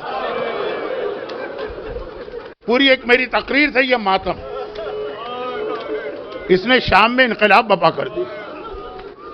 یہاں تک بات کتابوں میں لکھا ہے کہ یزید کے اپنے پالے ہوئے نوجوان یزید کے محل کو گھیرے میں لے کے کھڑے ہو گئے، اے یزید ہمیں نہیں معلوم تھا کہ یہ کون سا گھرانہ، اب اگر تو نے انہیں قید رکھا تو ہماری تلواریں تیرے خلاف حرکت میں آ جائیں گی۔ یزید نے محل کی چھت سے جھانک کے دیکھا، بکھرے ہوئے مجمع کو دیکھا، یہ ہے زینب کا جہاد، یہ ہے سجاد کا جہاد، یہ ہے سکینہ کا ماتم۔ لیکن یہ اتنا جو میں نے جملہ کہہ دیا اتنا آسان نہیں ہے۔ سجاد نے جتنے زخم کھا کے یہ جہاد کیا ہے وہ ذہن میں رکھیے گا۔ اور زینب کا جو امتحان ہوا وہ تو کل شام وطن کی مجلس کا میرا آخری جملہ ہوگا، ابھی سے کہہ رہا ہوں انشاءاللہ کا زندہ رہا۔ تو خلاصہ یہ ہے کہ اب جو یزید نے بپھرا مجمع دیکھا، چیخ کے کہا اچھا میرا وعدہ ہے کل میں ان کو رہا کر دوں گا۔ اچھا بعض اوقات ایسا ہوتا ہے کہ آدمی کو اپنی عزت بچانے کے لیے، فیس سیونگ کے لیے کوئی بہانہ چاہیے ہوتا، وہ پروردگار نے وہ بہانہ اس کو دیا تاکہ یہ اپنے اس فیصلے کو عمل کرا سکے۔ وہ کیا؟ وہ آج رات کو جو سویا، جس سے پہر کو یہ نوجوان اس کا محل گھیرے میں لے کے کھڑے، اس رات کو جو سویا، اب اسے رات کو تھوڑی تھوڑی نیند آتی ہے۔ پوری نیند تو اس کربلا کے بعد کبھی نہیں آئی، لیکن اب تھوڑی تھوڑی نیند آتی ہے۔ اس کا مطلب کیا ہے؟ جب تک سکینہ زندہ تھی تو آدھی رات تک سو ہی نہیں سکتا۔ وہ سارے مصائب میں پڑھ چکا ہوں۔ لیکن ایک بار اس کی بیوی ہندا کو، جس نے اپنا کمرہ اس سے الگ کر لیا تھا، قید خانے میں تلاطم ہے کہ ہند آتی ہے، اس کے بعد کمرہ الگ کر لیا تھا۔ ایک مرتبہ اسے محسوس ہوا کہ میرے شوہر کا کمرے میں وہ جاگ رہا، گیا تو دیکھا واقعاً یزید سر پکڑے بیٹھا۔ کہ سوتا کیوں نہیں؟ کہا جیسے ہی سوتا ہوں اللہ کا رسول اپنی سفید داڑھی پکڑ کے میرے خواب میں آتا اور کہتا ہے کہ میرے حسین نے کیا بگاڑا تھا جو حسین سے تیرا اختلاف تھا، میری بیٹیوں نے تیرا کیا نقصان کیا۔ اب ایک جملہ میں کہتا ہوں، پتہ نہیں کوئی خواب دیکھا کہ اس نے اگلے دن کے قدم کے لیے اپنی فیسیونگ کے لیے جملہ کہا، ہندا نے اس کے سر پہ 2 ہتھڑ مارا اور کہا کہ پھر ان کو رہا کیوں نہیں کرتا؟ کہا اچھا میں کل رہا کروں گا۔ اگلا دن آیا، یزید دربار میں پہنچ گیا، جو وقت ہے مولا سجاد قید خانے میں، سیدانیہ قید خانے میں۔ یزید کا غلام آتا ہے اور کہتا ہے فرزند رسول یزید نے آپ کو دربار میں بلایا۔ میرے مظلوم آقا کھڑے ہوئے۔ آسان نہیں ہے یہ جملہ، آپ کی طرح سے نہیں کھڑے ہوئے، گلے میں توق ہے، ہاتھوں میں ہتھکڑی ہے، پاؤں میں بیڑی ہے، بیمار تو کربلا سے چلا آ رہا۔ میرے مظلوم آقا کھڑے ہوئے، جتنی بھی مشکل سے چلنے لگے، زینب آ کے لپٹ گئی، سجاد بیٹا عاشور کی سپہر بھیا سے وعدہ کر کے آئی تھی کہ میں تیری حفاظت کروں گی، ظالم کے دربار میں تجھے اکیلے نہیں جانے دوں گی۔ میرے مظلوم آقا نے کہا پھوپھی اماں آج کا دن مختلف ہے، علم امامت ہے نا، پھوپھی اماں آج یزید نے کسی اور وجہ سے بلایا ہے، آج آپ اطمینان رکھیے، بس امامت نے کہہ دیا زینب کے لیے کافی ہے۔ یہ جملہ یاد رکھیے، یہ کل کی 2 میں سے 1 مجلس کا عنوان ہے۔ امام نے کہہ دیا زینب کے لیے جملہ کافی ہے، زینب بیٹھی، یزید پہنچے دربار، یزید کے دربار میں سجاد پہنچے، دربار اسی انداز کا ہے، یزید تخت پہ بیٹھا ہے لیکن طریقہ کار مختلف ہے۔ آج یزید کھڑا ہوتا ہے احترام دکھانے کے لیے، آئیے آئیے آئیے فرزند رسول آئیے، اپنے برابر جگہ خالی کرتا ہے، یہاں تشریف رکھیے۔ یہی سجاد تھا جو کل دربار میں اتنی دیر کھڑا رہا، اتنی دیر کھڑا رہا، اتنی دیر کھڑا رہا کہ گھٹنے دکھنے لگے تھے۔ میرے مولا کی نگاہ تخت پر پڑی، آنکھوں میں آنسو آ گئے، چند قدم پیچھے ہٹ گئے۔ اے یزید اس تخت پر میں تو نہیں بیٹھ سکتا ہوں۔ اب وہ گھبرا کے کہتا ہے کہ کیوں؟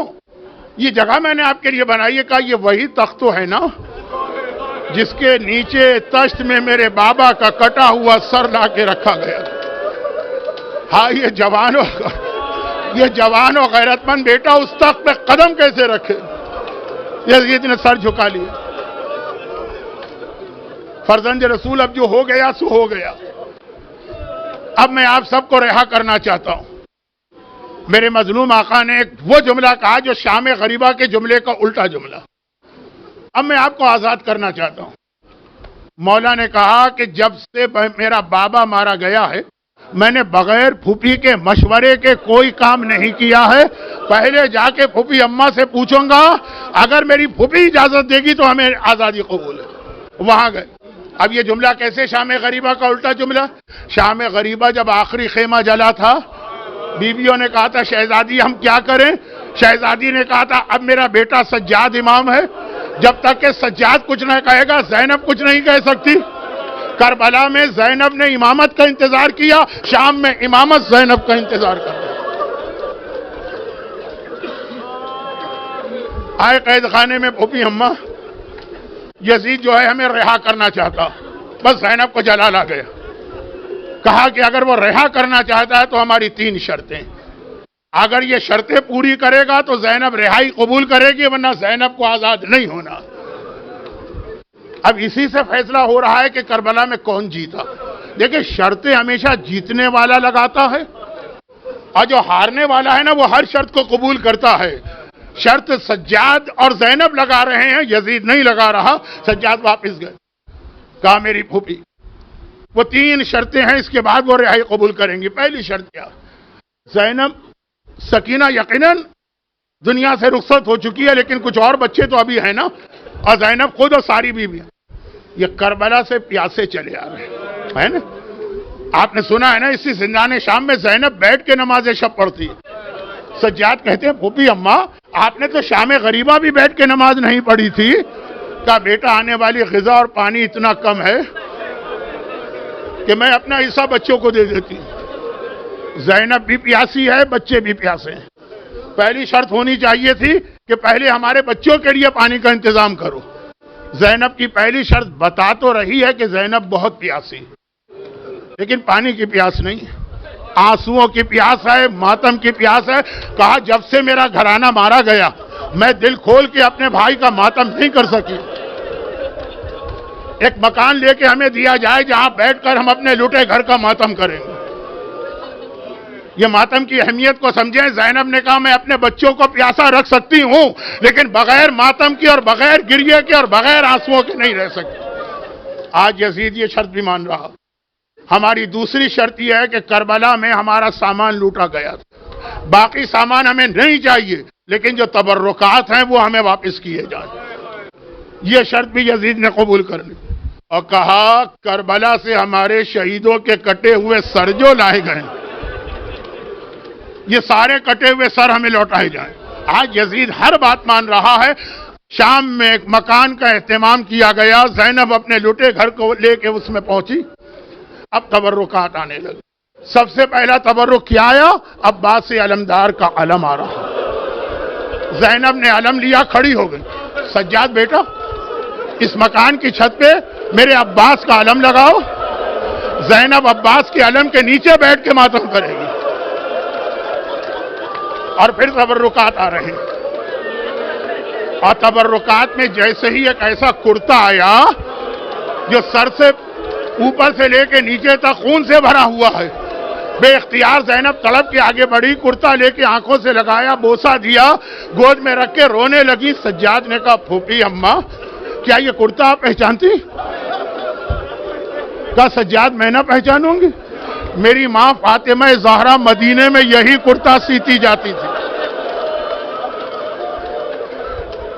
یہی کرتا سیتی جاتی تھی, روتی جاتی تھی. میں نے پوچھا تھا اماں زینب کی عمر کیا تھی؟ 3 سال 4 سال, آپ یہ کرتا سیتے ہوئے کیوں رو رہے؟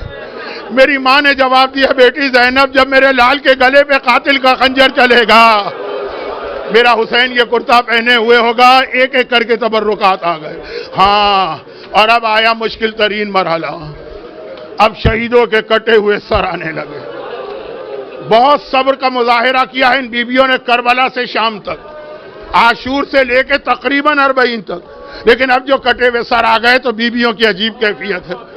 گلبدن قاسم 13 برس کے لال کا کٹا ہوا سر آتا. ام فروہ گود پھیلا کے بیٹھ گئی, آ میرے لال تیری ماں کب سے تیرا انتظار کر.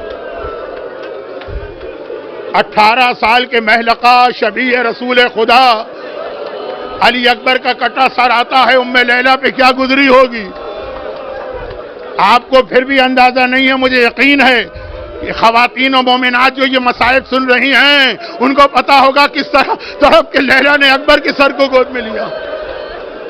عباس علمدار کا سر آیا, ام کلثوم آگے بڑھی, عباس تیری ماں تیرا انتظار کر رہی. اب یہاں 2 جملے ایسے کہ ایک تو خیر ہے, دوسرے کے بارے میں بعض علماء کہتے ہیں بعض نہیں. آن و محمد کے کٹے ہوئے سر آئے. اب یہ سارے سر غلام لا کے سجاد کو دیتے, سجاد اس بی بی کو دیتے. آن و محمد کے سر لے کے آگے بڑھے, پھوپھی کو دینا چاہا. بعض علماء کہتے ہیں زینب نے دیکھا کہ سجاد بیٹا یہ سر ایک کونے میں رکھ دے, انہیں میں نے اپنے بھائی پہ صدقہ کر دیا ہے, اور جو چیز صدقہ کر دی جائے وہ واپس نہیں لی جاتی. اس واقعے کے آخر میں بعض علماء یہ جملہ کہتے ہیں, بعض علماء کہ جب پھر وہ شام کی عورتیں آئی تھی اور انہوں نے ماتم میں شرکت کی تھی تو گھبرا کے کہا تھا یہ 2 بچے کون ہیں کہ جن کے سر کوئی اپنی گود میں نہیں لے رہا؟ کیا یہ لاوارث بچے؟ میرا مظلوم آقا تڑپ کے آگے بڑھا تھا, سجاد اپنے محمد کا سر گود میں لیا, ارے ان کا وارث تو میں ہوں.